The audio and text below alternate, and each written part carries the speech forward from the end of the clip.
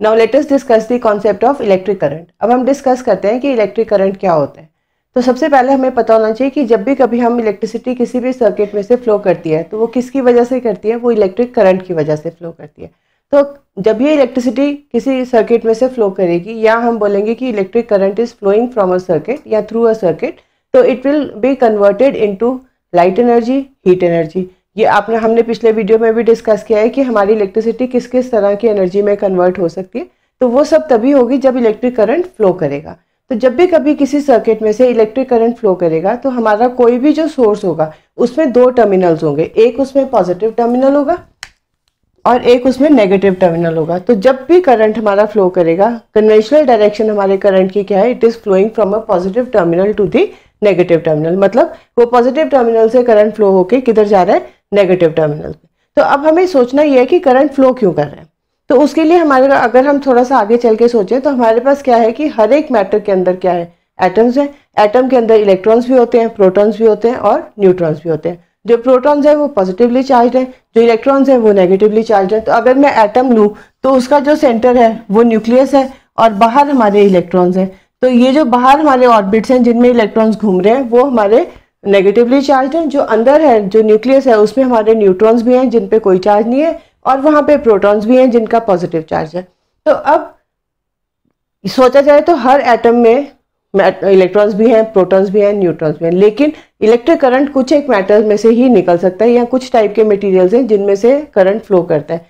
तो अब जब हम बात करें कि करंट फ्लो क्यों कर रहा है, तो उसके लिए हमारे पास क्या है कि जैसे कुछ हमारे मटेरियल्स ऐसे हैं जिनके जो लास्ट ऑर्बिट है उसमें हमारे फ्री इलेक्ट्रॉन्स हैं। मतलब कुछ ऐसे इलेक्ट्रॉन्स हैं कि अगर इनको थोड़ी सी एनर्जी दी जाएगी तो ये अपने शेल से बाहर निकल आएंगे और ये रैंडमली मूव कर सकते होंगे।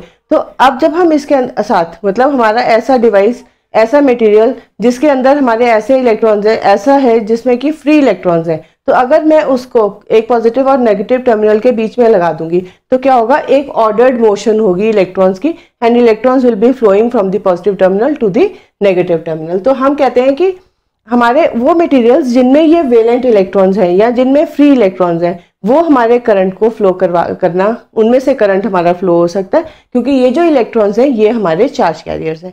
इलेक्ट्रॉन का जो कन्वेंशनल डायरेक्शन है हमारे करंट फ्लो की, that is from the positive terminal to the negative terminal.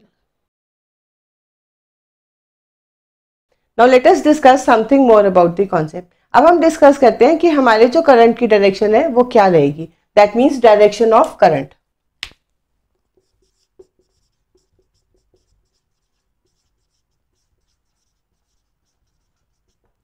अब डायरेक्शन ऑफ करंट की बात करें तो जो हमारी कन्वेंशनल डायरेक्शन है,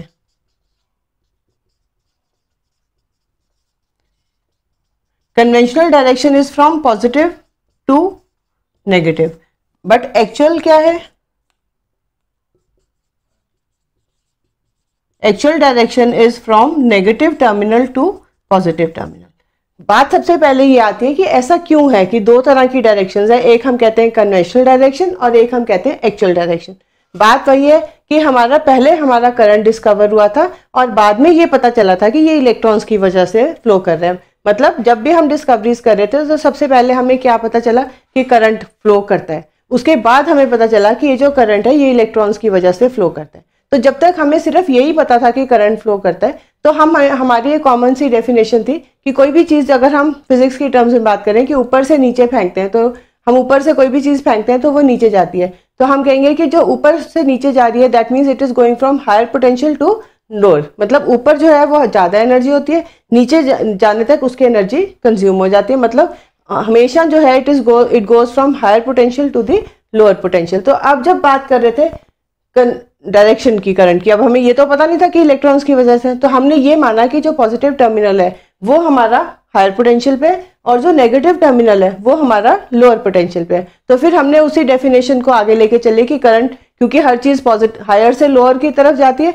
मतलब अगर हम पानी की भी बात करें, सपोज मेरे पास एक टम्बलर है, इसके यहाँ तक हाइट है, एक और टम्बलर है जिसमें हाइट यहाँ तक है, अब मैंने इन दोनों को ज्वाइन कर दिया तो हमारा पानी इधर से इधर जाएगा ताकि दोनों का लेवल सेम हो जाए।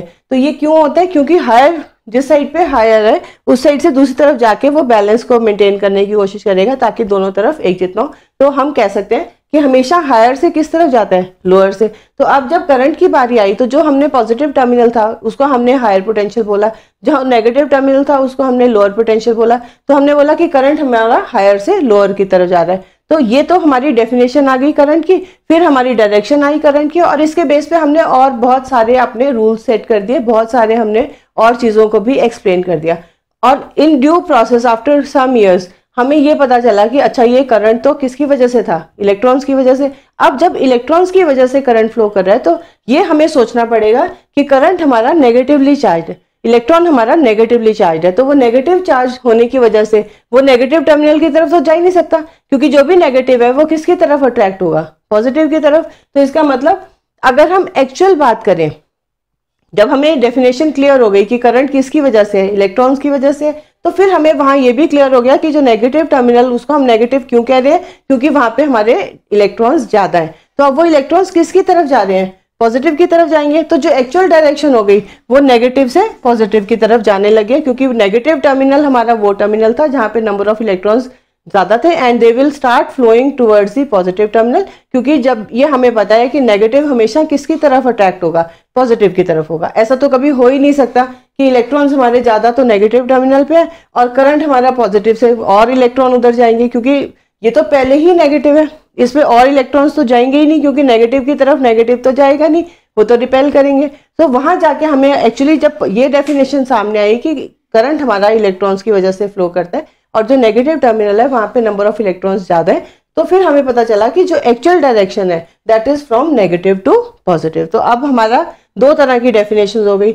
वजह सिर्फ यही रही कि करंट पहले पता चला था और ये किसकी वजह से है ये बाद में पता चला। और पहले पता चलने की वजह से जो हमारी जनरल डेफिनेशन थी कि हायर से लोअर की तरफ जाते हैं, तो हमने उसी की तरह से कन्वेंशनल डायरेक्शन को एक्सप्लेन कर दिया। उसके हेल्प से हमने और बहुत सारे फिनोमिनन से एक्सप्लेन कर दिए। अब जब बाद में पता चला कि ये तो इसकी वजह से फ्लो कर रहा है और इसकी डायरेक्शन उल्टी है, लेकिन फिर हमें लगा कि साइंटिस्ट को लगा कि इस पॉइंट पे आके we can not change the other theories. So हमने दो तरह की डेफिनेशंस रख ली। एक हमने बोला कि हमारा कन्वेंशनल डायरेक्शन है जो कि हम अभी तक हमेशा डिस्कस करते हैं, एक हमारा एक्चुअल डायरेक्शन है। In actual direction the current flows from the negative terminal to the positive.